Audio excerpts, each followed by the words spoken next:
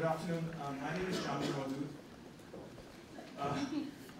I have the pleasure and honor to introduce you to a distinguished alumna, Nell Minow, who graduated from here in 1974 and went on to Chicago Law School to get her JD. I'd like to also welcome her family who are present in the audience, all of whom are 11A2.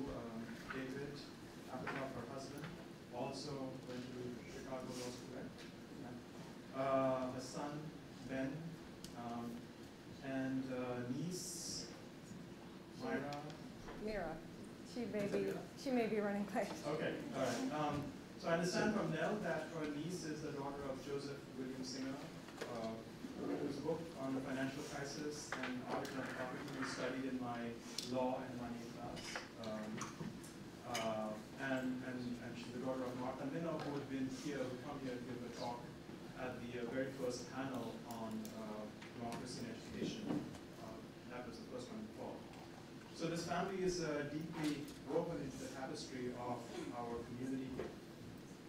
Nell is one of the leading experts on corporate governance and has published extensively in this area. She was a lawyer in the Environmental Protection Agency, the Carter administration, and in the Office of Management and Budget in the Reagan administration, as well as in the Department of Justice. So she comes with a wealth of practical experience regarding the real world of lawyering and economic regulation. I'm very familiar with her excellent book called Corporate Governance, which is now in its 5th edition, right? Yes. Yeah. Which I'm actually adopting for a seminar I'm teaching next year on which explores corporate governance through the lens of legal and business history. So that's a lot of fun teaching the book. Now, before Nell starts her lecture, I'd like to make a few introductory remarks about the context of this talk, which is about corporate governance. But in order to get into the question of corporate governance, we need to understand that the question of the rival ideas about property rights and liberty are at the heart of the ways in which market economies are legally structured. Abraham Lincoln said, "We all declare for liberty, but in using the same word, we do not all mean the same thing. The shepherd drives the wolf from the sheep's throat, for which the sheep thanks the shepherd as a liberator, while the wolf denounces him for the same act as the destroyer of liberty. Plainly, the sheep and the wolf are not agreed upon a definition of the word liberty." Unquote. This ambiguity, which speaks to a central controversy with regard to the nature and distribution of property relations, is exemplified by an exploration of the legal foundations of corporations. Clearly, investors need to be incentivized to invest, but at the same time, how does a corporate investment policy, which generates jobs and innovations and so on, be made consistent with other equally important goals, such as, say, a cleaner environment, or less inequality, or job insecurity, or a reduction of the corrupting role of money in politics, or reduce fuel consumption, climate change, better mortgage system without meltdowns, the kind that we had recently. So from the scandal regarding Cambridge Analytica and Facebook regarding the harvesting of private information for commercial and political purposes, to the controversies about gun control, the political activism of the National Rifle Association, and the significance of Citizens United, we are continuously confronted by the centrality of corporate governance in the society. And of course, broader questions regarding the economic regulation of corporations, for example, with respect to environmental, taxation, or labor laws, have been central to political debates since colonial times. What are the political challenges to the creation of an appropriate, and here I can see my students are going to groan at this expression, the creation of an appropriate bundle of rights that will generate economic growth and employment, but also satisfy the equally important democratic concerns that a society has at a particular moment in its history. I think the issue of corporate governance looms large with respect to this question. Ladies and gentlemen, I welcome Nell Minow to enlighten us about her insights regarding the question of corporate governance and its relationship to democracy and accountability.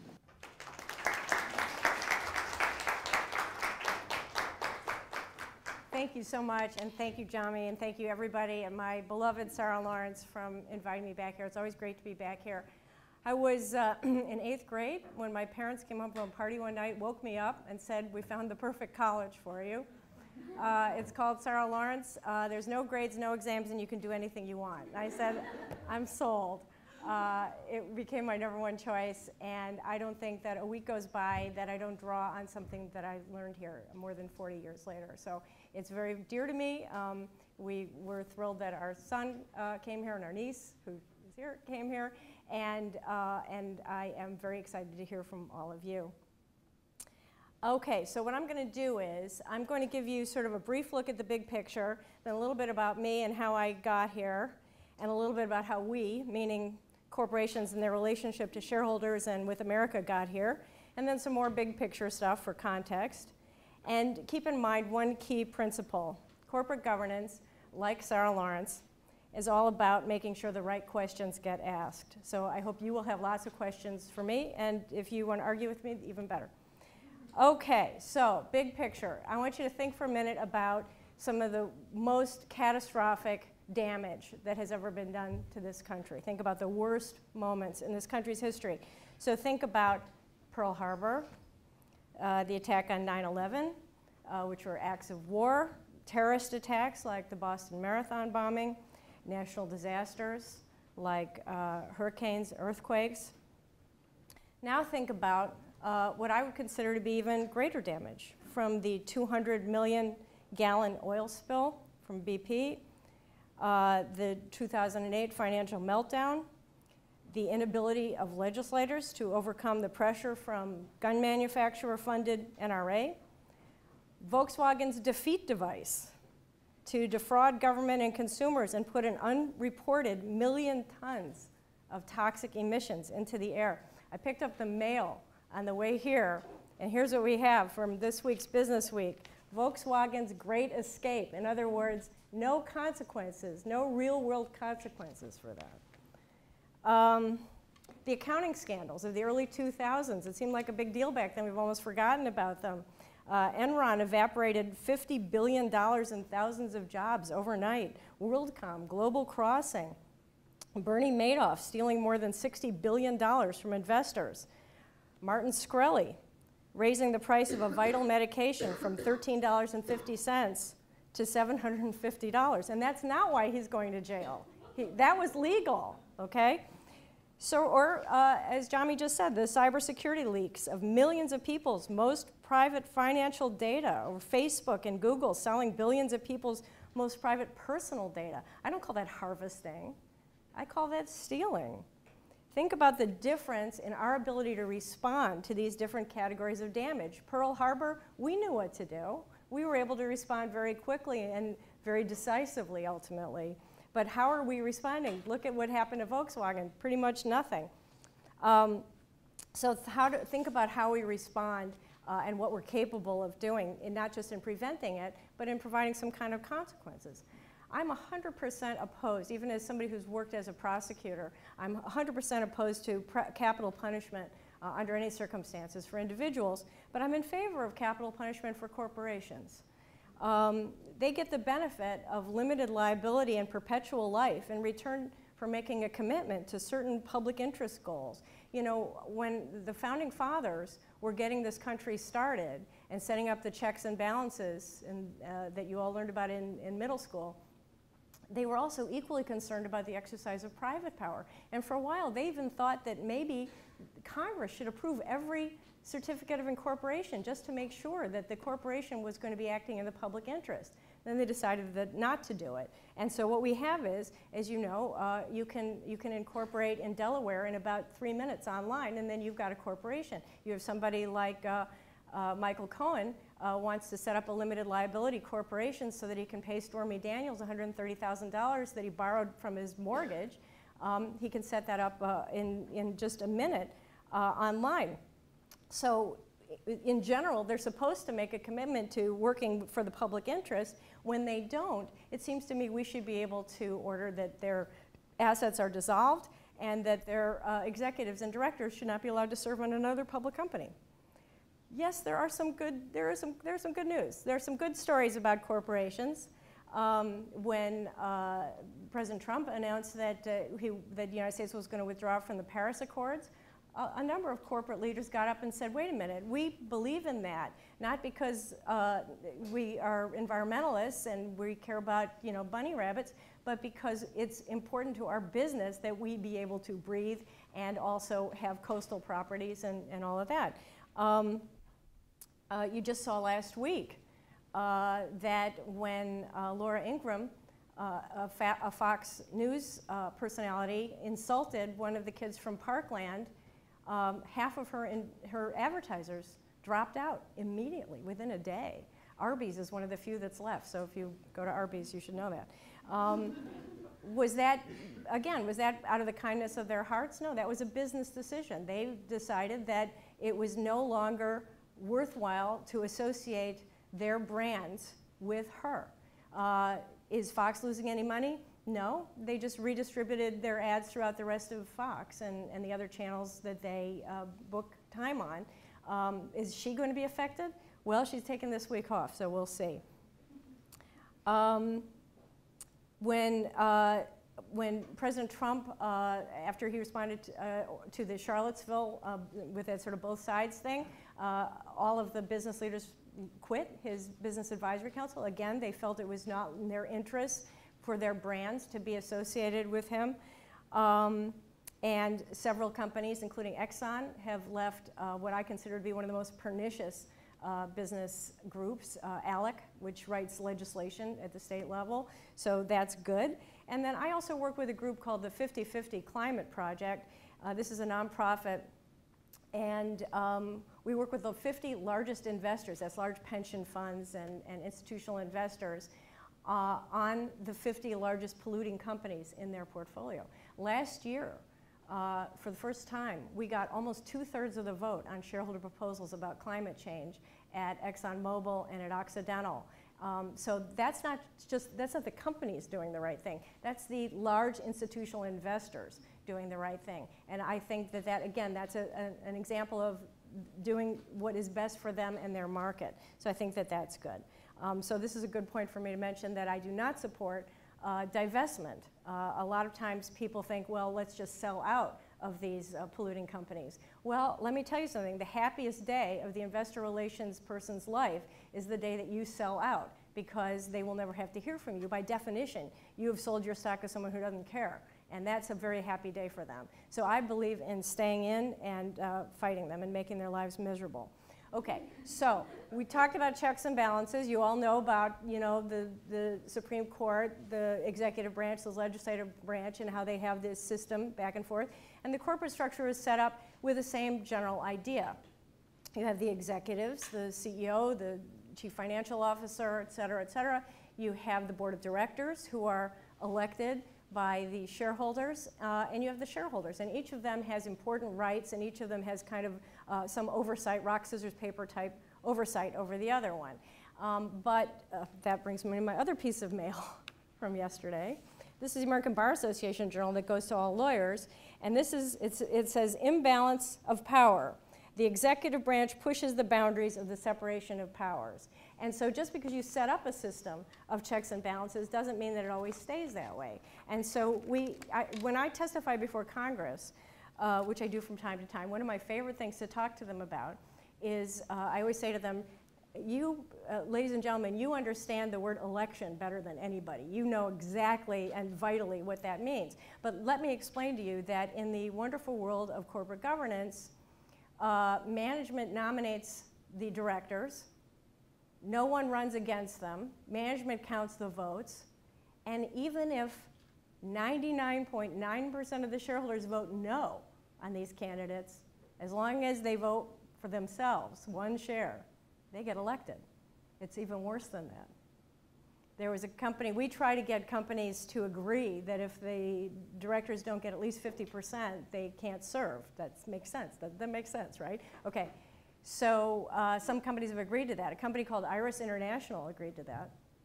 And the shareholders voted no on all 9 directors. They voted, so not a single one of their directors got over 50% of the vote. So in a meeting that must have been like something out of Monty Python, they submitted their resignations to themselves and then turned them down. So, yeah, They did that. So, so the idea of electing directors has not really been a very meaningful one.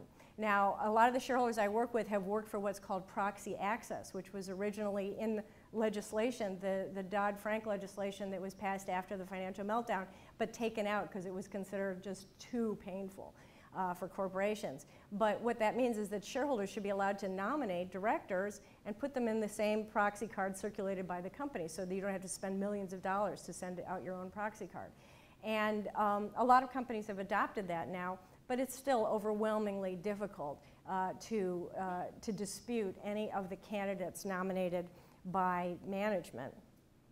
So I'm going to tell you 3 quick stories about annual shareholder meetings, which by law have to be held every year and are open to all shareholders, and which must by law permit shareholders to ask questions and submit shareholder proposals. And the reason I emphasize by law is because you know that if they weren't required to do that, they wouldn't do that. Okay, so I went to the annual meeting of a company called Juno Lighting. They make exit signs. That's probably one of their exit signs. They're very, very successful. They do other kinds of lighting too, but that's the easiest one to point to.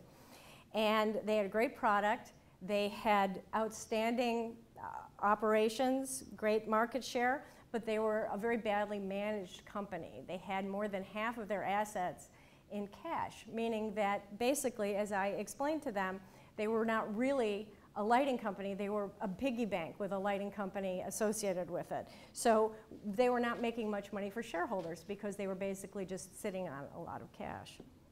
So I went to their annual meeting, and I got up and I said, I have a question for the board of directors. Fellow shareholders, this meeting was in the cafeteria of Juno Lighting, so it was mostly their employees. But I said, fellow shareholders, I'd like to introduce you to the board of directors. We have the CEO. We have the CFO, the chief financial officer. We have the company's lawyer. We have the company's banker. And we have another guy. Another guy, I want you to stand up and tell everybody in the room what connection you have to this company, because I do not believe this is the kind of company that has independent directors. Now, I don't need to tell you why it's important to have independent directors. If you don't have independent directors, you might as well just have employees from the company. You have to be independent if you're going to be able to say no to the CEO at some point, right? So independent directors are important. So I said, so okay, other guy, stand up. Tell everybody here what your connection is to this company. And he got up and he said, I am very independent. Everybody who knows me knows how independent I am. I meet all of the standards that are required by law for independence, which are full of loopholes. And he sat down. So it turns out, I didn't know this at the time, he was in the CEO's jazz band. Yeah, so he was not very independent. Okay, another annual meeting. I went to a meeting of a company called Stone & Webster, where this was a construction company, and basically if the entire company just shut down the next day and they just sold off all the real estate that their buildings were on, it would be worth more than it was worth. The stock was so bad because the company was running very, very badly. They had made a lot of terrible mistakes.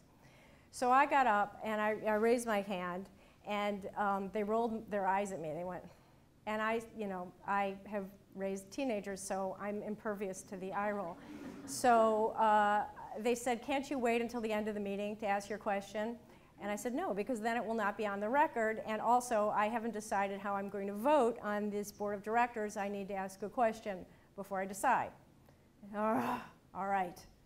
So I said, I would like the members of the board to each get up and explain why the stock of this company is a bad investment. And they said, what do you mean? What do you mean it was a bad investment? Why would you say it's a bad investment? And I said, well, none of the board members have more than 100 shares of stock, and they know this company better than anybody else. And if they don't think it's worth buying the stock, then why should I buy the stock? And I'm not making this up. This is, people are nuts. This one guy got up and he said, I'm Canadian. And he said, it's very complicated to hold assets in the United States. I said, well, there are lawyers who live for that kind of stuff, so that's a solvable problem. So he came up to me afterward, and he said, I just want you to know that I'm every bit as concerned about the future of this company as I would be if I had 100% of my net worth at risk. And I said, well, I hope that's true. I hope you're a saint. But Damon Runyon said that the race may not always be to the swift, but that's the way to bet. And I would feel so much better if you bet on this company by buying some stock. What did they do? Yes, they gave each member of the board 1,000 shares of stock. Yeah, that didn't work very well. Okay. Okay, then there was Target. You all know Target, right? Okay, so Target had an annual meeting, and I was not at this meeting, but another shareholder got up and raised his hand and said, I have a question. And the CEO said, this is not the time or place for shareholder questions, which since I have a separate job as a movie critic, and you can ask me about movies too if you want, it reminded me of the Woody Allen movie Love and Death, where he's in bed, Woody Allen's in bed with Diane Keaton, and he leans over to kiss her, and she says, please, not here. You know, I mean, come on. If you're not going to ask the shareholder questions at the shareholder meeting, when are you going to ask them? Okay, so in order to do the job that I have, you have to speak 3 languages. Regular, which is the way I'm talking to you now, lawyer, and economist, with a smattering of management speak, but I try to avoid that because it's just deadly. So the key words that I think about are, first of all, I think about mistakes, because obviously what we're trying to do is set up systems that minimize mistakes. I think about risk, which is the key word for investment. What is the risk that you're taking in an investment? And then I think about a concept that literally is the same thing, but is called different things depending on whether you're speaking lawyer or economist or regular person. I think about conflicts of interest. That's what lawyers call it. Economists tend to call it agency costs or moral hazards. And what that means is you have a different interest than the person that you're trying to act on their behalf. So, for example, oh gosh, excuse me. For example, let's talk about one of everybody's favorite topics, CEO pay. The CEO would like to have as little variability in that pay as possible. They want to have a certain set amount that they get paid every year.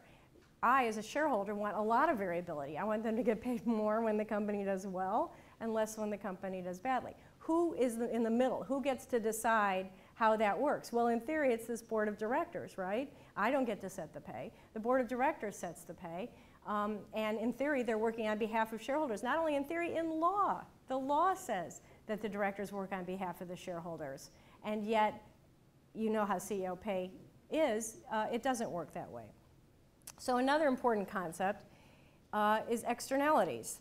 In normal talking terms, that just means avoiding responsibility. So if you have a factory and you have stuff at the end of your production process, it's free to just throw it in the river, right? Then it's not your problem anymore. It's the problem of whoever is drinking the water from the river, or trying to swim, or the fish that are in the river. Angelo Mozilo, if you don't know his name, please learn his name. Angelo Mozilo was basically the guy at ground zero of the financial meltdown. He's the one that was most responsible for inventing the financial instruments that just about brought down this country. He got paid more than $500 million. So what does he care if the rest of us lose everything? He externalized his cost. He paid a fine. Or I shouldn't say he paid a fine. Who paid the fine? The shareholders of Countrywide paid the fine. The same people who already had lost almost everything because of him. So fine with him. That's what externalities are. So there's one word that connects all of these things that I just talked about, mistakes and risk and externalities and conflicts of interest, and it explains the entire financial meltdown and pretty much every one of the problems that, that you can think of. So think about what that word might be. I'm going to come back to it later. Okay. So now I'm going to talk a little bit about me and how I got here. So in case you can't tell already, I'm a very opinionated oldest child. I have a lot of views about things. When I was in high school, one of my teachers said, "You think you can make a living as a smart aleck?" And I went, "You can?" Okay, that sounds great. How am I going to do that? Well, it turns out if you are kind of a mouthy person who has a lot of opinions about what's wrong with everything, there is a job. You can have a job doing that. I was so excited when I found that out. So you can be a critic, and as my husband likes to say, I do nothing but complain in not one but two jobs. It's great. And so basically what I realized by being somebody who constantly, was very judgy, that the word for that is systems analysis. You really are just looking at different systems and trying to figure out why they're not achieving what it is they're supposed to achieve. So I used to look at regulatory systems when I was at EPA, when I was at OMB, and try to figure out, everybody wants this regulation to make the air cleaner. If it isn't making it cleaner, what are I didn't know all these terms yet, but what are the externalities? What are the conflicts of interest? What is it that's derailing these rules from producing the result that we want? So I come by it naturally. My dad was named the chairman of the Federal Communications Commission by President Kennedy in 1961 when he was only 34 years old.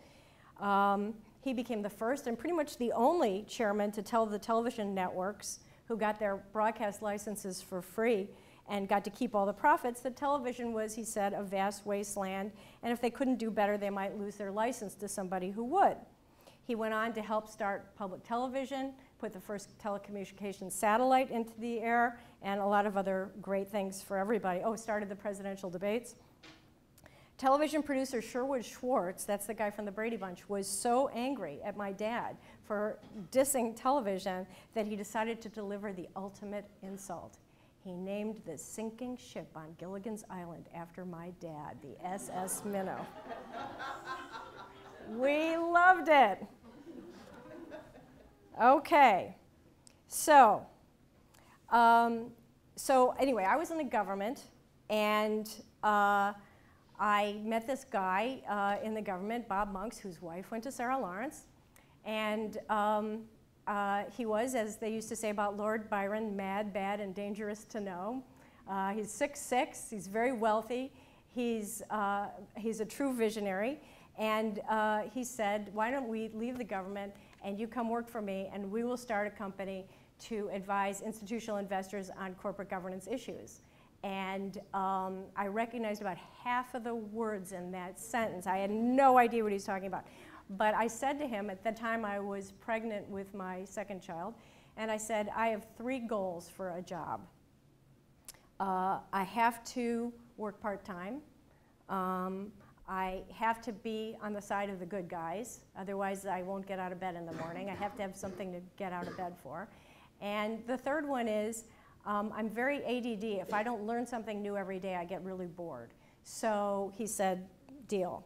So that's what we did. And what he explained to me, which no one had explained when I was in law school, is about what he called this, what Berlian means, these two guys called the separation of ownership and control, that the idea of shareholders being able to exercise any kind of oversight over companies was gone because it was designed for an era where there were hundreds of shareholders.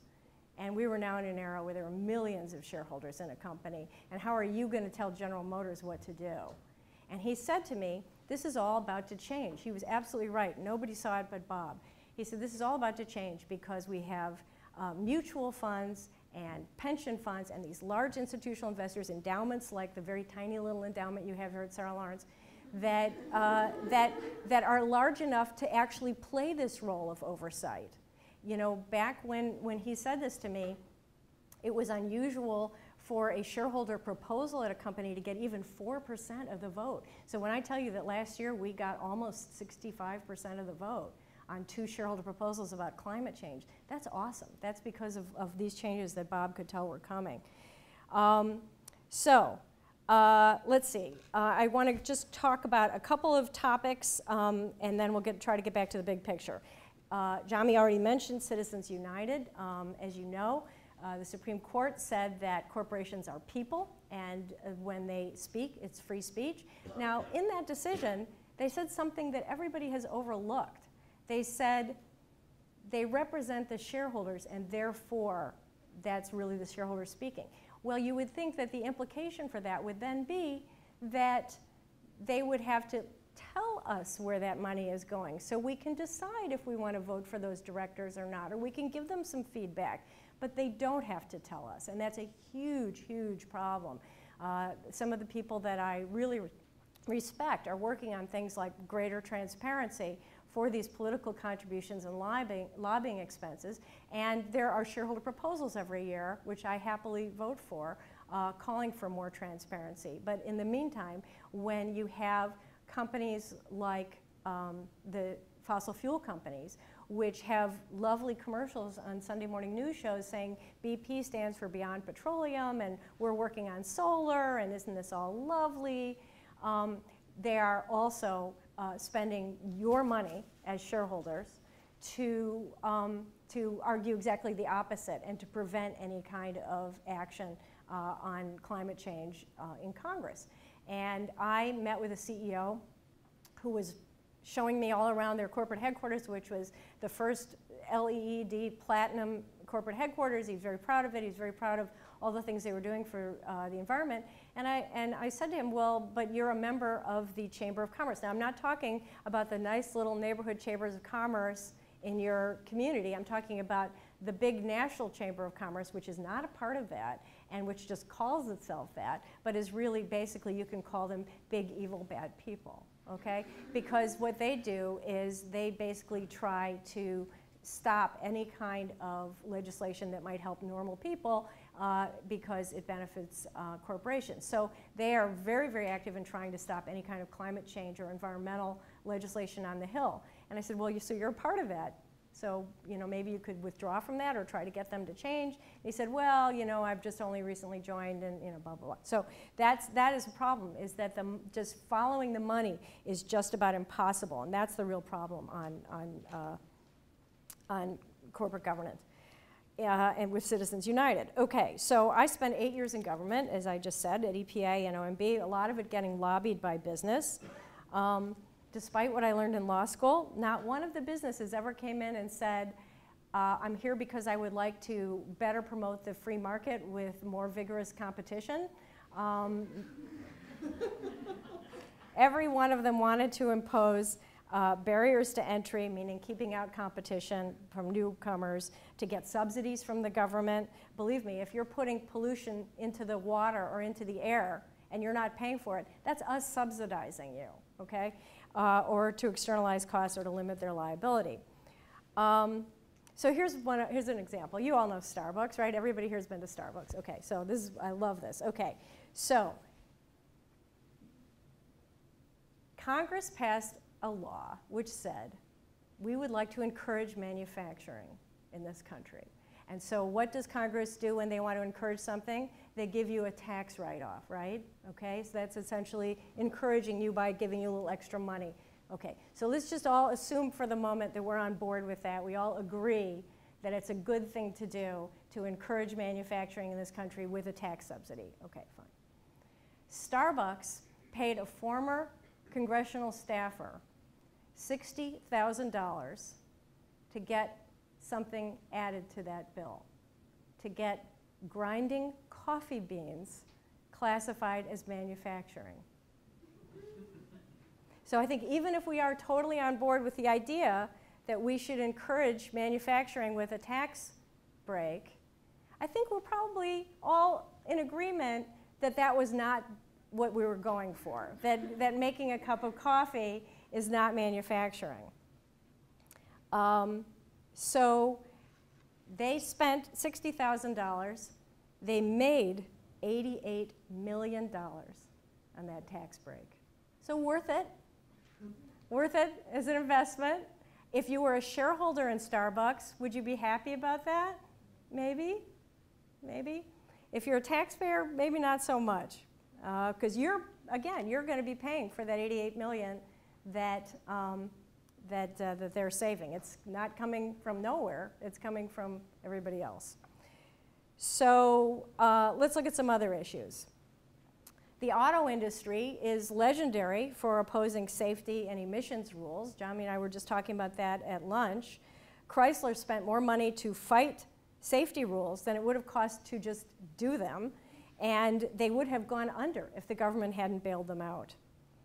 Target, we're back at Target again, they decided to donate money to a candidate for governor in their home state of, I think it's Minnesota,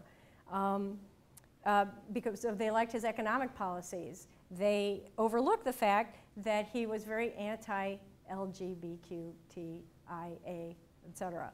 And Target, which has really been out front in terms of being very gay-friendly, was in a lot of trouble because the gay community and their friends and families picketed the Target stores at the corporate headquarters for months and months and months as a result of this. So that's one of the risks that you get from political contributions. Let's talk about the NRA for a moment. They've been in the news a lot lately.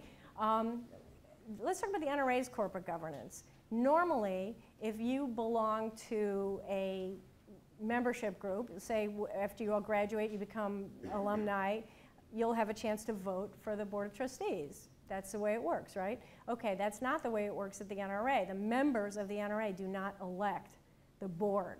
If they did, would Ted Nugent be on the board? Would Grover Norquist, the rabid anti-tax guy, be on the board? No. The board is controlled by the gun manufacturers, not the gun owners. And therefore, the legislation they promote and the candidates they promote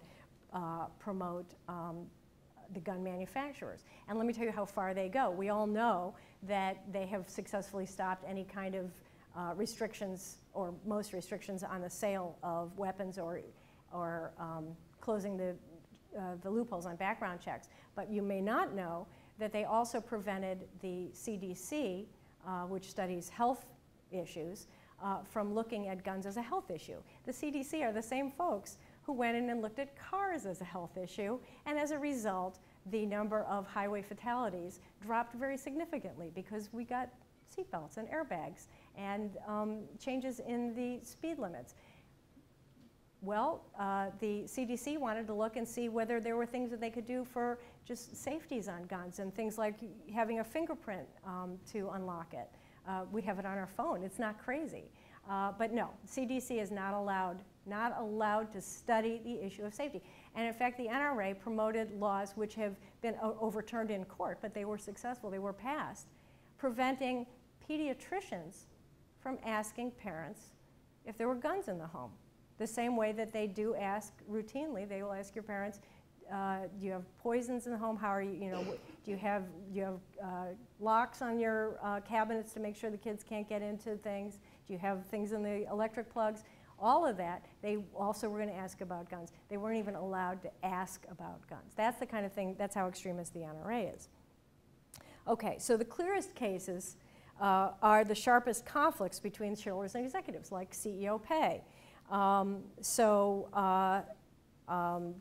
Right now, as a result of the legislation adopted after the financial meltdown, for the first time, shareholders have a vote on CEO pay, but it's not binding. It's just advisory only. The shareholders just voted against the pay package of Bob Iger, the CEO of Disney. Let's see whether there are any changes in that pay package. I do not expect to see any. Going back to Starbucks for a minute, we talked about how they got $88 million for spending $60,000, but there's a study from Rice University showing that the more money a company spends on lobbying, the poorer performance it has. In other words, sort of like that Chrysler example, if you're spending money to stop legislation, you're not focusing on the kind of innovation that actually makes your products better. So if we can't see what they do and react to it, the market can't work. Okay, CEO pay. There are 5 categories of jobs where you get the absolute top level of pay, and you are all familiar with the other ones. Athletes, you all know about athletes, right? Rock stars, movie stars, investment bankers, and CEOs. The other 4 are the ultimate pay for performance. There are a lot of actors out there who are not they're working at Starbucks. They're not making enough money to live on. Just a very, very few of them do really well. And as a movie critic, I can tell you that John Travolta was making Union Scale for Pulp Fiction, and then Pulp Fiction did really, really well. And if you look at the trade publications on Monday mornings, you can see so-and-so's box office was X, and so their asking price went up or their asking price went down. It's pretty good. And athletes, maybe it's not 100%, but generally speaking, the ones at the very top get paid the most, and they also get paid a lot for endorsements unless they do something stupid like Tiger Woods and they lose that money. That's a real market test. But CEOs get paid a lot no matter whether they do well or not. So the conventional wisdom, companies will tell you that it's market driven, there's very few people that can do this job. That's baloney. Little things mean a lot. There was a company called Chesapeake Energy, and the CEO had an antique map collection. That was just his hobby. He had an antique map collection. But he got bored with it.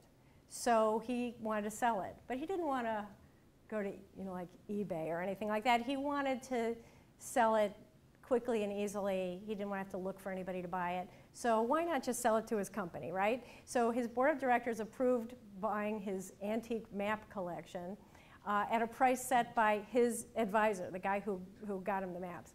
And again, conflicts of interest, this is not an independent judgment. And when a shareholder asked, why did you buy the antique map collection, Chesapeake Energy said, well, we needed them. And they said, well, if you're in the oil business, you probably want up-to-date maps. I don't know why you want these antique maps. And everybody said, okay, very funny, ha, ha, ha. And then at a company called Global Crossing, the CEO's pay package included plane fare for his mother to come visit him once a month, first class. He was getting paid $20 million just for showing up. He could have paid for his own mom, And those are silly little things, but both of those companies ultimately were in disastrous circumstances because of massive bad judgment by these CEOs. So some of these small indicators are silly, but they can mean a lot. There was a company that said, our bonuses will be based on 9 metrics. And we sort of went, oh, that sounds very mathematic. It's got a number, and it has the word metrics. It must be good. Well, so they had the metrics, and they were all very good metrics. But at the end it said, provided that, and in law school they tell you always look for the provided that all of the bonus can be paid for the achievement of any one of these metrics. So that's basically throw the dart at the wall, draw the target around it, pay. That company went bankrupt. It was Lehman Brothers. And you could know if you would look at some of this. Okay, so this year's list of CEO pay has just come out.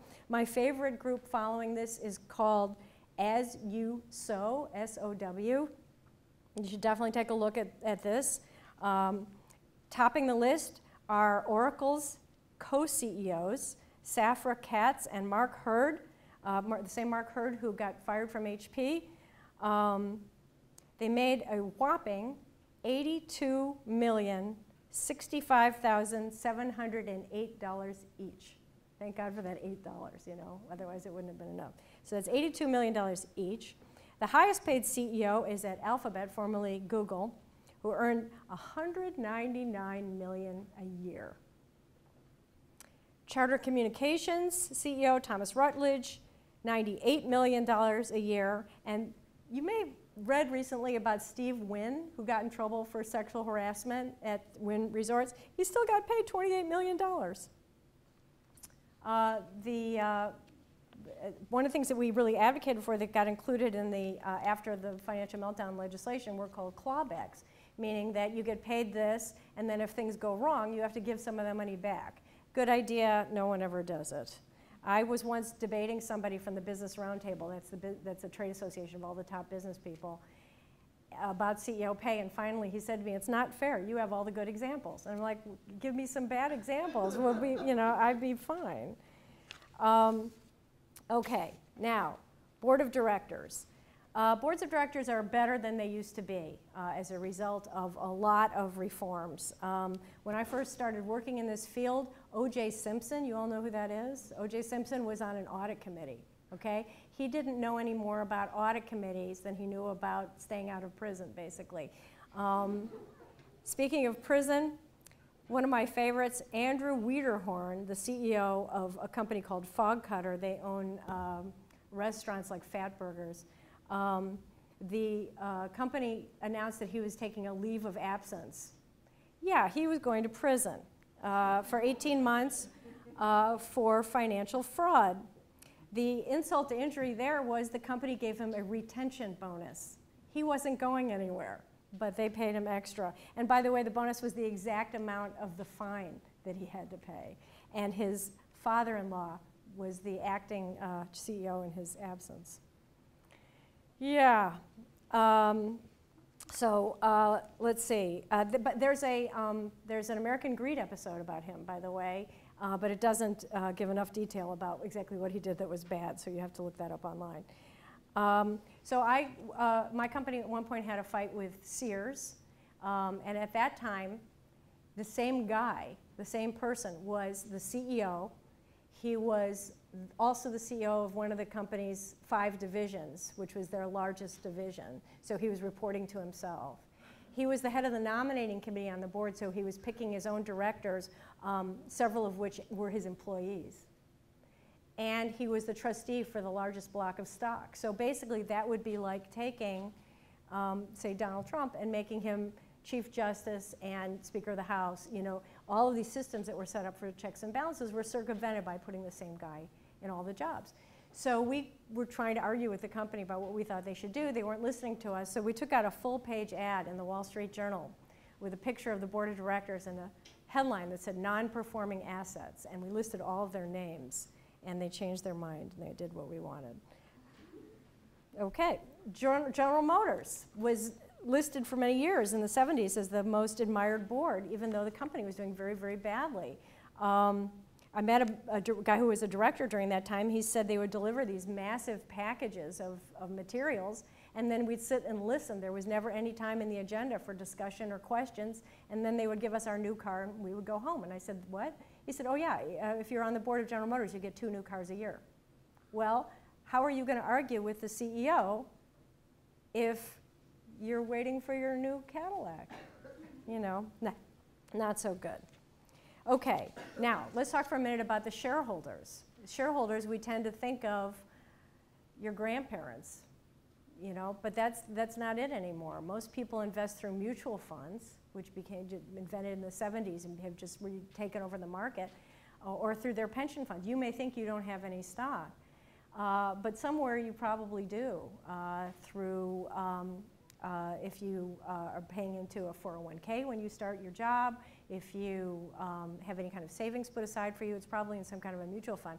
How do you know whether those funds are voting for these pay plans, against these pay plans, for bad things, for disclosure of political contributions or not? You don't. For a long time, they didn't have to tell you. So Bob, my business partner, and I lobbied for 14 years to get the SEC to require, and now they will tell you. If you call up BlackRock or Vanguard and say, how did you vote on this issue? They have to tell you. They produce a report every year. Let's see. I want to leave plenty of time for questions, so let me move ahead and say, you can fix this. That's the good news. The bad news is, I can tell you right now, there's a limit to structural solutions. There's no structure that fixes anything. There has never been any kind of an entity that has not been free from waste, fraud, and abuse. Whether you're talking about for-profit, non-profit, religious, academic, unions, all of them have had problems because human beings are human beings. And I always say the reason law school is 3 years is that the first year they teach you all the structures, and the next 2 years they teach you how to subvert them. So you can get around anything. So you can't, there's no one way you can say, let's have independent directors. That's not going to fix it because you're going to get the guy who plays clarinet in the jazz quartet. It's not going to work. So what you can do, though, is pay attention. Who are your mutual funds? Pick the ones that vote well. Many of you may be in Tia Cruff. They are very, very good, I'm glad to say. But many of them are not so good.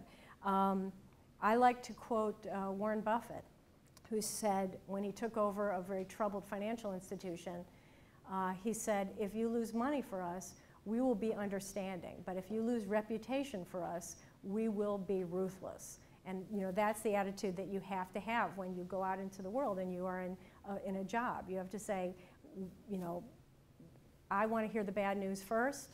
I want to hear it before it gets into the newspaper. I want to hear it fix it. I always say that boards of directors are like subatomic particles. They behave differently when they are observed, and that is true of just about anybody. Okay, so the word that I said, you should think of a word that explains all of this. And as any economist knows, that word is incentives. You're going to, you know, when I'm talking to reporters about CEO pay, I always say to them, if you were getting paid by the word, you would say, and then I spoke to the beautiful and brilliant who went to Sarah Lawrence, Nell Minow, you wouldn't just say I spoke to Nell Minow of Value Edge Advisors. So people will respond to incentives, and when the incentives are misaligned, when you are getting paid by the number of transactions rather than the quality of those transactions, then you're in trouble. Let's talk about Wells Fargo for a minute. Wells Fargo got in trouble recently for creating zillions of fake accounts. Why?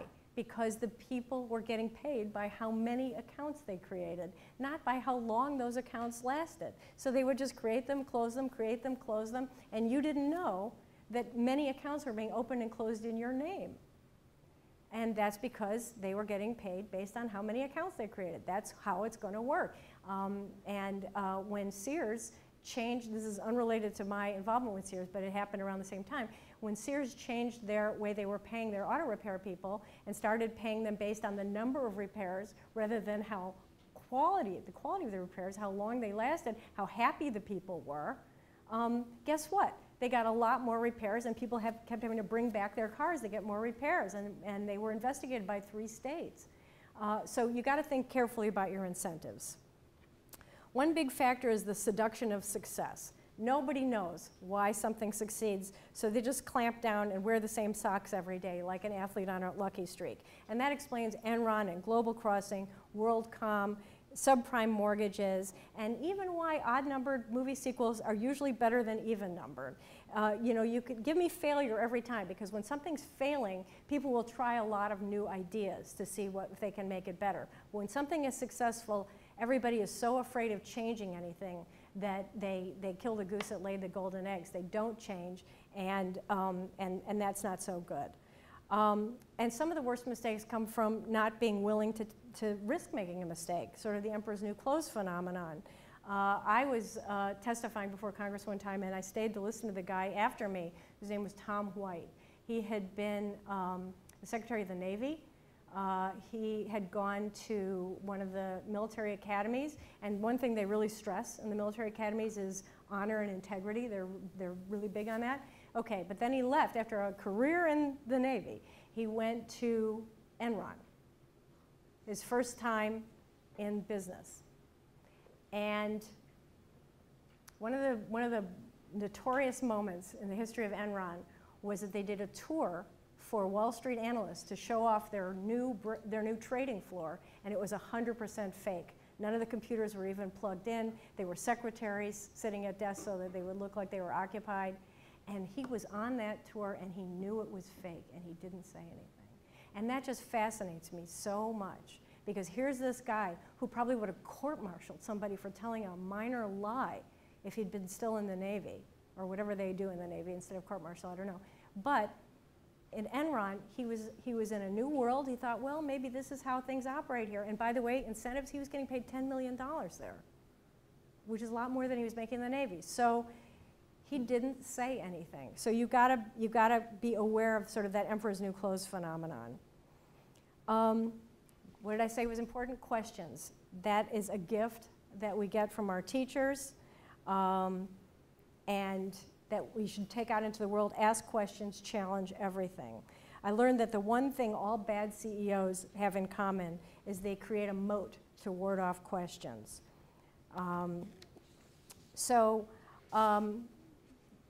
Three things that you can do to make sure that you will make fewer mistakes, okay?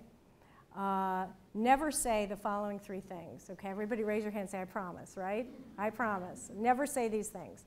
Number 1, this is how we've always done it, okay? Number 2, no one will notice. People like me are paid to notice, and here's a secret, we would do it for free. And number 3, this came up a lot in the major corporate catastrophes that I've investigated. No one else said anything. That's that emperor's new clothes phenomenon. And then two things you can say instead. How can we do better? Don't say, what are we doing wrong? Nobody likes that. But generally speaking, if you just ask people, how can we do better? They will do that. And you think of the person you most want to be proud of you, your parents, your boyfriend, your girlfriend, your teachers, the kid in school who never thought you were going to do anything. And say, what would I want them to see me do? And don't try too hard not to make mistakes. We had a car that we drove in until it died, and finally we had it towed away, and we bought a new car, and we're driving home with the new car and discovered for the first time that something we forgot to take out of the old car was the garage door opener. So we had no way of getting into our house. So I just, oh my God, what are we going to do? And my wonderful husband, who's very patient, said words that have stood me in good stead ever since. He said, honey, we're not the only idiots in the world. I can guarantee you other people have made this mistake, and it's a solvable problem. And it turns out you can go and buy a new garage door opener and fix, and it'll work. If you don't make mistakes about 25% of the time, you're not taking enough risks. Franklin Roosevelt said, we shall make mistakes, but they must never be mistakes which result from faintness of heart or abandonment of moral principles. If you keep that in mind, the mistakes you make will be the right ones. So now I'd like to hear your questions.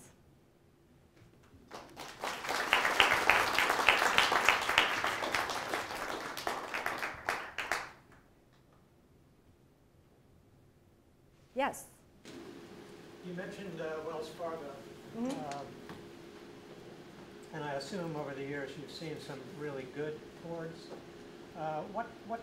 My guess is the Wells Fargo directors were clueless, knew nothing about what was going on at the local branch. They should have. They should have, and I'll tell you why. Yeah, okay. Yeah. What do the really good boards do to make sure that they would know? Well, I always say it's no better to be a schnook than a crook. They should have known for two reasons. One, they agreed to the incentive compensation plan that I described that rewarded people for the number of transactions rather than the quality, which is a guaranteed disaster. And as far as I'm concerned, they should all be banned from ever being on another board again.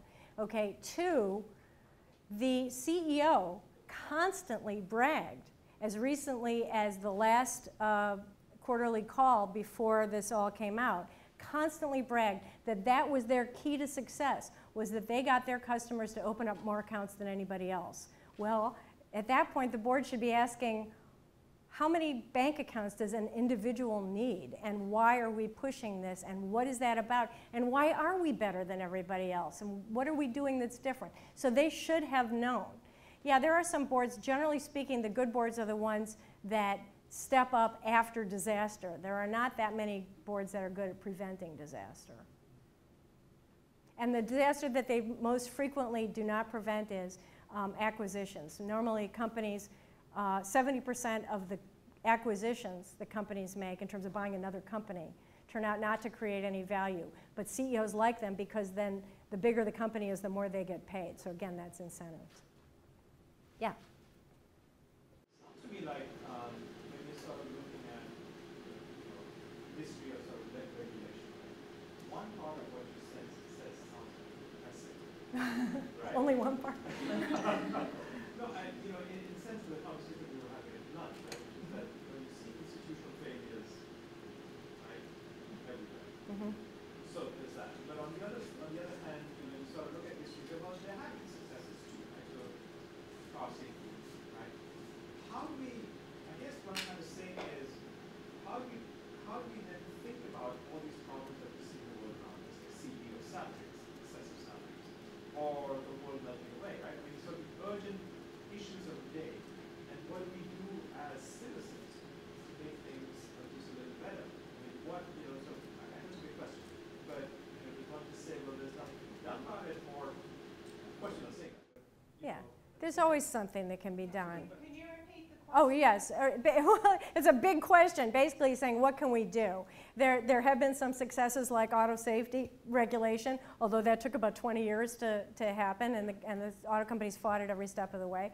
I think that there is a lot we can do. We have in our book, the 5th edition of Corporate Governance, we have a chart that I call the Ozymandias chart, because it's the top 20 corporations by market capitalization by decade. And if you look at the ones from the most recent decade, 2010, I think you could guess who's on there. Google, Facebook, all companies that were not on the previous time. And if you look at the ones that were on in the first column, the first year, almost all of those have gone under. They're not. So the idea of perpetual life for corporations is a legal idea. It's not necessarily a business idea. What can we do? There's so much we can do. But I think probably the most important focus right now has to be on disclosure of political contributions, because we have got to get dark money out of politics. I think that's the most pernicious thing. And if we can solve that problem, that will make it easier for us to solve all of the other problems. But right now, that's the most serious. Yeah. You said something very funny among the many funny things you said today, and interesting things about the NRA, and that if the membership was voting, do you think they'd vote for Ted Nugent? Yeah. Right? But maybe they would. And what do you do when the membership is voting against, not voting against board members if they had the opportunity? And for me, the evidence would be the 60+ million people who voted for the guy on The Apprentice. So of equal stature, cat scratch fever, The Apprentice, right? So the shareholders or the membership is not always going to be the people holding or able to hold those people accountable. What do you do in that situation when they're happily going along with what ExxonMobil is doing or BP is doing or Wells Fargo is doing? Because maybe they think they're making enough money or getting enough of what they want. Well, that's one reason I don't recommend divestment, because if you sell out, that's exactly who is left. But the answer is that, well, first of all, I try, despite what I've said today, I try not to make too many analogies between political governance and corporate governance. One key difference is that in political governance, it's one person, one vote, and in corporate governance, it's one share, one vote. So Warren Buffett gets a lot more votes than I do, for example, which is fine. That's great. I think that, yeah, there are always going to be some examples. There are always going to be some bad votes. But over time, people will do the right thing. And incentives are what make the difference. So if I can get 2/3 of the shareholders of Exxon, that's banks, that's insurance companies. I get 2/3 of them to support a shareholder resolution on climate change. I think that's a very positive sign. So generally speaking, I believe in democracy. What's the alternative? If you're going to go with monarchy, that's something we already decided was not going to work for us. So the problem with monarchy is succession planning. You're stuck with whoever they happen to have. And at least in democracy, we get a shot at finding and making a decision about who's right and who's wrong. But I think there's a lot of case to be made that there's been interference with the political process in this last election, and we'll find out more about that. Just one follow-up thing. Then would it be, since you say don't divest, right? That makes sense. Should those of us who are troubled by gun violence become members of the NRA? Oh, absolutely. You won't get a vote, but why not? Sure, at least you'll see what their literature looks like. Yeah, but the NRA members, when they're polled, come down very much in favor of gun safety and in favor of sensible controls. A lot of the NRA members in law enforcement, believe me, they don't want a lot of guns out there. So I think the membership indicates that they would go a different way than what their boards are doing. Yeah. So from what I know, neither the Democratic or Republican parties have ever been particularly hostile to businesses. But now, I mean, it's interesting to see that, like, in the Democratic Party, there's a big section of the party who are more openly socialist. And also on the Republican end, you have Donald Trump, like, enacting tariffs, and recently he's been talking about Amazon and sort of, like, attacking them for, like, monopolizing the delivery industry. So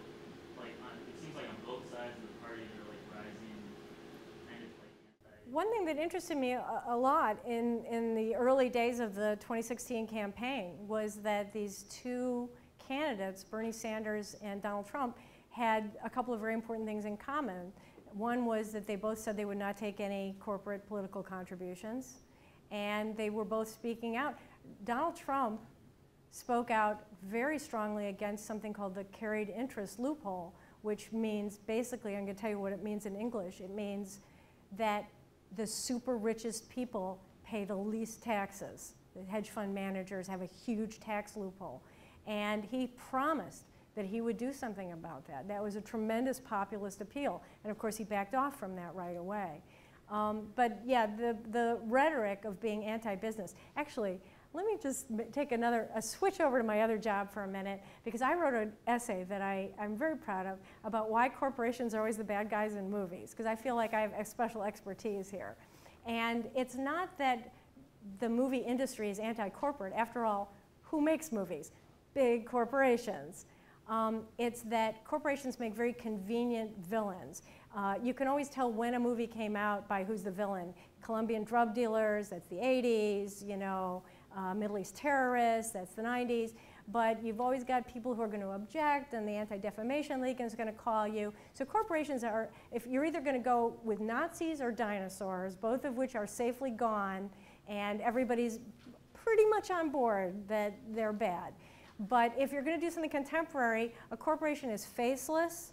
Everybody has had experiences where they feel like they're up against a corporation in one way or another. So they make a super convenient villain. And I had a list in my article of just every category, from horror movie to romantic comedy, where the corporation was always the bad guy. So corporation, the same way, is a popular bad guy in political rhetoric, but not in political activity. And when it comes to it,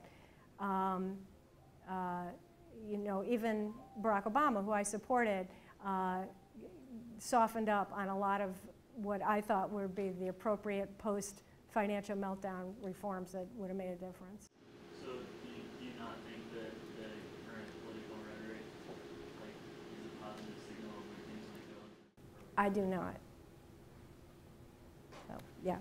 I want to ask what you think responsible incentives look like. Maybe I'm cynical, maybe I'm ignorant, but I don't even know what that would look like. I mean, for example, Amazon's facing a lot of criticism, well, more like states are, for tripping over themselves trying to give them huge sums of cash. And in my personal experience, I lived in Portland, Oregon for several years. We're having, you know, a big housing crisis, and I worked in development there, and we were giving these developers like 10-year tax breaks to incentivize them to build affordable housing, but it's like the person who's subsidizing that is theoretically the person who's going to live there. Right. And how does that make sense? Right. No, absolutely. That's the kind of incentives that you see when the companies are lobbying for it, because it looks like it's politically wonderful. But this comes up a lot, like with the Olympics. Cities kill themselves to get the Olympics and then end up losing a lot of money on it. So it is very difficult to get incentives that really work, and you have to be very tough on it. I'll give you an example. This is a divestment example, but it explains what I'm thinking of here. So during the South Africa apartheid, there was a lot of pressure to divest from companies doing business with South Africa. So New York State had a very good system where they went very strategically, very surgically, and said, okay, here's a company that is providing weapons to the South African police.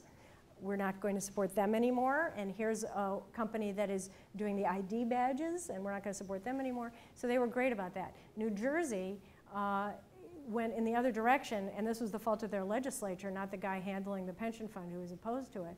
But New Jersey legislature adopted an insanely restrictive rule and said you have to sell out of any company doing any business with South Africa whatsoever. So they ended up losing $500 million in making these sales, which is like, it's like raising the taxes $500 million. They've lost $500 million of the pension fund. And they ended up selling out of 2 New Jersey companies whose only dealing with South Africa was providing medication used primarily by black citizens in South Africa. So it was a program that failed in every category, morally, financially, politically, absolute catastrophe. So yeah, it's very, very, very difficult to get the incentives right. All I can say is that with regard to the ones I focus on, which are CEO pay, there are some things you can do in CEO pay that are smarter than they're doing now. Mm-hmm. Yeah. So, you know, on the topic of like very rich people, you know, paying the least amount of taxes, among other things, I'm an ecological economist, right? So one of the things that we recognize is that the people who contribute the most to climate change are affected by it the least. Right. And the people who contribute the least to it are affected by it the most. Right.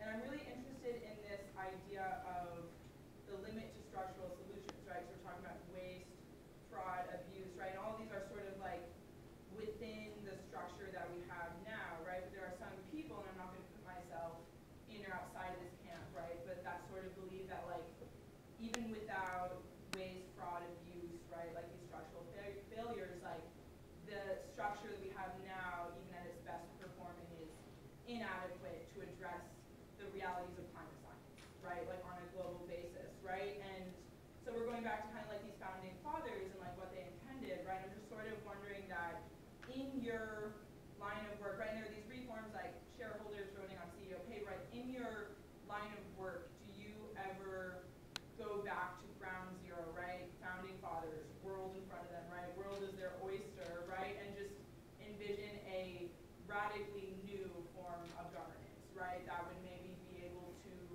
address the climate crisis, right, that my generation is confronting right now, and of course other generations as well, and like, if you do that, like what you would want to see if you could go to ground zero. Yeah, absolutely. And my business partner Bob and I spent a lot of time looking at other models from around the world, which all look very appealing until we got to know them better.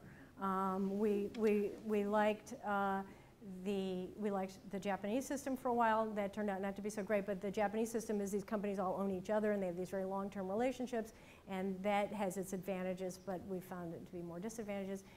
Brazil adopted a lot of really forward-thinking corporate governance changes. We were very excited about that, and then none of the companies went along with them, and so that hasn't worked out very well.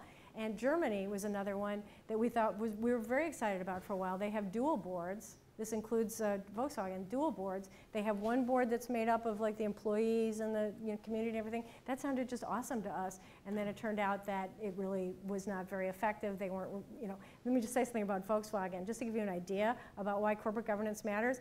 The CEO of Volkswagen put his third wife, the former nanny, on the board. Okay, that's worse than OJ. So we can't be surprised that there wasn't a lot of oversight there. So yeah, I do think about that a lot. I do think about it a lot. But right now I'm working on marginal changes, just one step at a time. Yeah. I don't know if you mentioned this earlier, the dual share system Right. that Right. the founder of Facebook and Right. Snapchat Yep. Instituted. Did you already? I did not. Well, what are your thoughts about that? And actually, this woman, I think she said something about a radical rethink. Mm-hmm. I mean, Silicon Valley has, and the guy who founded Facebook and Snapchat, they radically rethought shareholder rights and took them away from anyone who invested in Facebook or Snapchat. Do you think people should be protesting and demonstrating about this in the streets? No, I think that they should not be buying it. I always say I'm a believer in the free market. If you want to make pizza-flavored toothpaste, go ahead and then see if somebody wants to buy it. So what I say about Snapchat is don't buy the stock. It's a disaster. And I said that about Facebook, and I say that about Google too. What she's talking about is companies that say, I'm going to sell stock to the stock market, one share, one vote. You buy whatever you want, but the stock I'm keeping for myself is 10 shares a vote. So I'm going to outvote you no matter what. And companies do that. So I have to say that this is actually the very first issue I ever got involved in corporate governance. When I first started working, there was a proposal about this at the SEC, and I ended up getting very deeply involved in it and studying it a lot. And I'm in favor of single class of stock. I'm not in favor of eliminating it. You know, people, as I said, can sell whatever they want. You buy it or you don't buy it. But I just have to note that there's one category of company where I do support dual class stock, and that is newspapers, because there has never been in the United States a world-class newspaper that didn't have dual class stock, and the ones that went from dual class to single class all went right to hell. So the Chicago Tribune, the LA Times, and a number of other newspapers began with dual class of stock with the idea that it preserved their editorial independence by keeping them from the slings and arrows of the marketplace. And of course the Washington Post, which is now owned by Jeff Bezos, and that's why Donald Trump is so angry at Amazon, was the same, and the New York Times is left. The Wall Street Journal had it. And so that's the one category where I'm in favor of dual classes of stock, because I don't know why, but that seems to make a real difference. Yes? So as you talked about in your presentation, the interests of CEOs and boards of directors of corporations rarely have the rarely have the interests of the typical shareholder in common. And the typical shareholder, I mean like a pension holder whose pension stock is invested in the company. Mm-hmm. And they don't have their interest in mind when they're making decisions about the company, or when they're using their power as a company to lobby people politically. So I'm wondering, sorry, I wrote this down. That's okay. But they're increased, so like these pension holders are increasingly being, or at least based on when they look at their bank accounts, it shows them that their interests are in line with these corporations, because these corporations say that in order, like, for the pension and for their stock to go up, the corporation itself has to succeed, even if that means at the cost of doing a bunch of other corporate behavior that is directly opposed to, I don't know, whatever, like they're in opposition to minimum wage laws or anything you want to name that would be actually in the interests of the pension holders that have shares in these stocks. Well, but then, so how do these shareholders that are being torn, because on one hand they're citizens in a democratic process, and on the other hand they are, you know, now they're kind of just investors, like all of the ruling class was before they had a chance to enter that. I have to say, you guys ask great questions. Go ahead. I guess I'm saying, do you think this provides a moral hazard to our democracy? I guess I'm trying to say, how do you reconcile these competing interests for a shareholder? How do you even talk to the average shareholder and tell them that? Right. You know, this is exactly the conversation that Bob Monks had with me when he was offering me the job. And what he said to me, and that made a very deep impression, is that he said, we tend to think of stockholders as somebody who will buy the stock, and then when it goes up to the price that I think is the right price, or I want to buy a new house or something, I'll sell the stock. But he said the great thing about the pension funds is they're permanent shareholders. These mutual funds are permanent shareholders. They are not going anywhere. The transaction costs are monumental. A lot of them, if you're familiar with the idea of index funds, which is just stock that just sits there, outperform. They do better than the stock picking funds almost all the time. And so most pension funds are in these index funds. They're permanent. So you guys, you leave here and you go in your first job, it's going to be 30, 35 years from the time you put in that first dollar into your pension fund, the time you take it out. So nobody's got a better interest in that long-term stuff, in raising the minimum wage, in voting for sustainability kinds of things, in making sure, you know, that your supply chain is not adversely affected by climate change.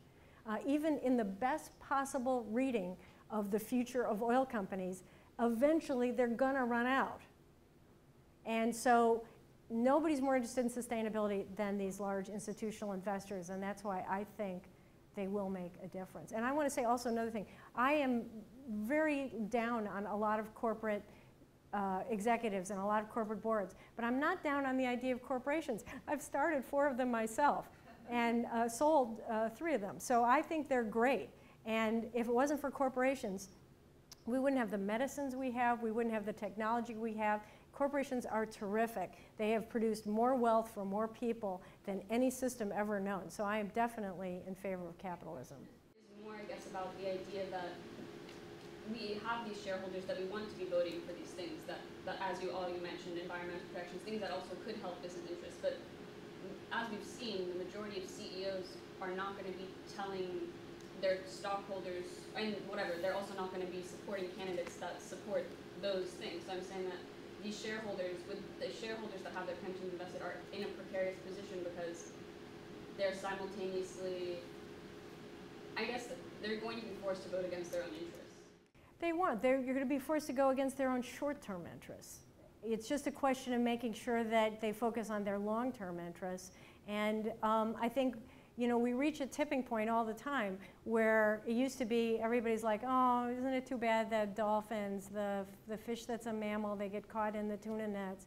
And then all of a sudden everybody got upset about it and they started writing dolphin-free tuna on the can. Everyone, I'll pay an extra 3 cents a can for dolphin-free tuna. And I think we do get that. We do get there eventually, and companies realize it's in their interest to have products. If BP is saying BP stands for Beyond Petroleum, it's only going to be so long before their actual activities catch up with their rhetoric, and we're there to push that along a little bit. Yeah. So on the topic of corporate voting, I think although we do have a lot of problem in the voting system right now, but I think over the time period that the voting, the relationship between investors and then over the board is being, you know, is being optimum their solutions. You know, with the Security Act of 1933, which is gave the investor company to disclose their financial information to investors, etc. And as we enter this age of 21st century, we call it age of technology. What do you think of like new technology can be enhance transparency in corporate voting? Do you think? Well, I don't want to sound like I, you know, rose my horse and buggy to work, but when I first got into this business, I had to get up and go to the SEC to read the financial reports. And now, of course, that's all online, and there are a million different companies, including ones that I've helped to create, that take advantage of that by downloading all that data, crunching it, analyzing it. So I think transparency is very good. Now, the new chairman of the SEC, Jay Clayton, is unsurprisingly not in favor of increasing transparency on some of the issues that we have cared a lot about, like environment. But I think things are moving in that direction.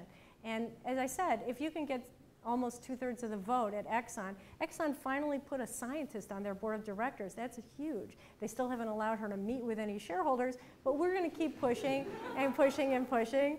As you've heard, I'm not afraid to go to an annual meeting and ask some tough questions.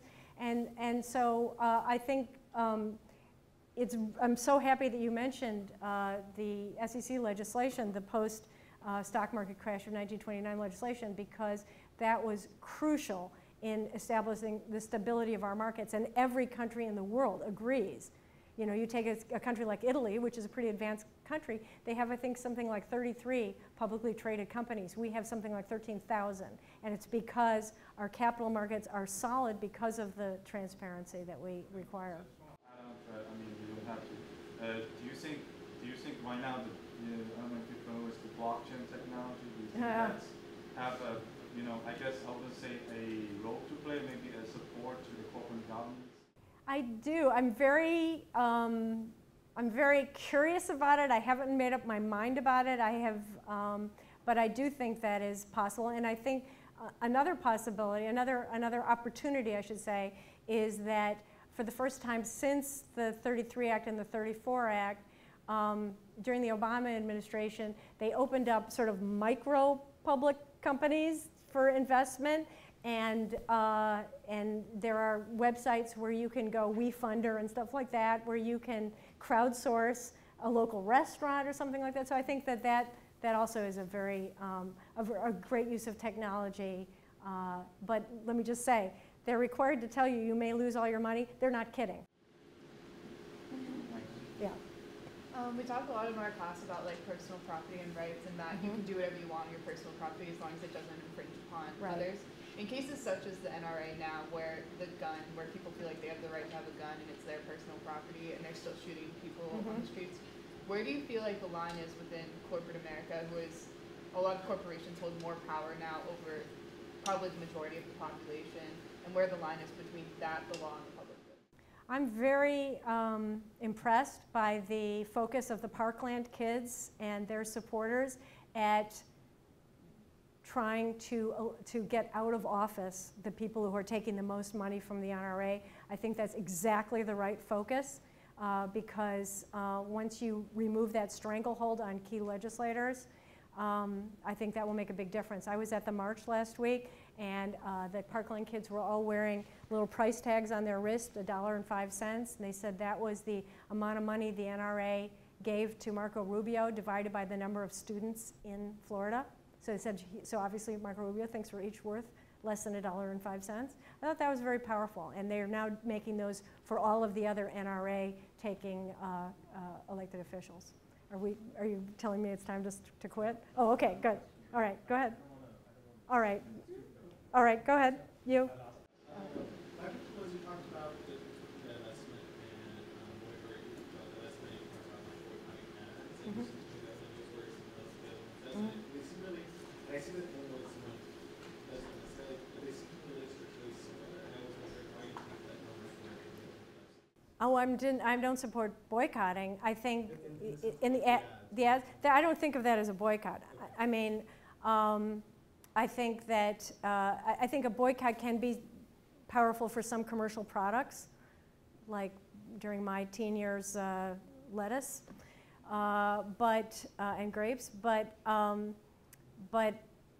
I don't normally think, I don't think that's a very good thing. It's not a boycott. That's why I really wanted to emphasize those companies are pulling their ads from one program on Fox. They're redistributing that exact same revenue stream to Fox's other programs.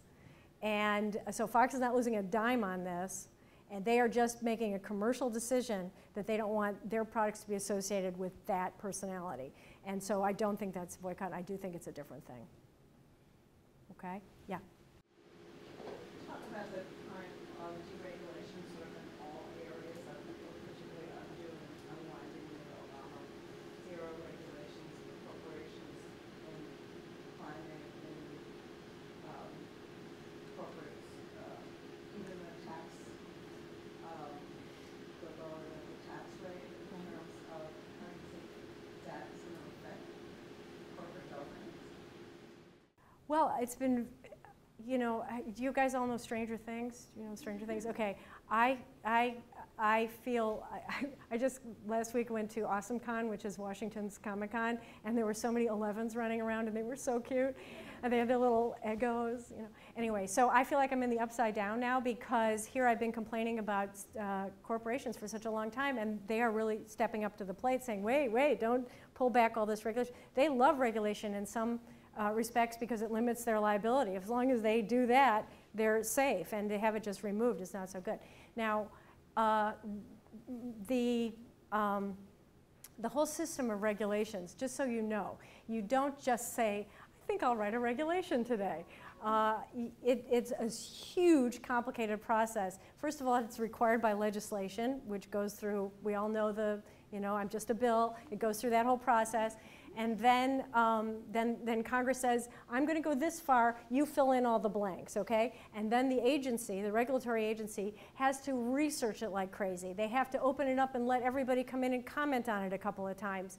They have to respond to all the comments. They have to prove that the benefits of the rule outweigh the costs. They have to do an extensive economic analysis. They have to do a paperwork reduction analysis. They have to do a coordinating with other regulatory agencies analysis. They have to do so much work to get these rules out. And that applies when they undo it as well. And that is why the EPA has been unsuccessful at most of the rollbacks that it has tried to do. Not all of them. There are still some really bad things they're doing. But the ones that Pruitt came in and did quickly, right away, all got challenged in court, all got thrown out because these same protections for issuing the rule in the first place, same things apply if you're going to undo the rule. You don't get a freebie on that. So it hasn't been as bad as you might think. There's some terrible, terrible choices about the national parks, et cetera. They're awful. But generally speaking, they've not been as bad. People are not as competent at doing what they want to do as they would like to be. And with regard to what the impact is going to be on corporate governance, I think that the reason we got such a high vote, sorry to keep mentioning it, but it's really a huge achievement, is in part because all of the large investors said, if we can't count on the government to fix this for us, we better step up.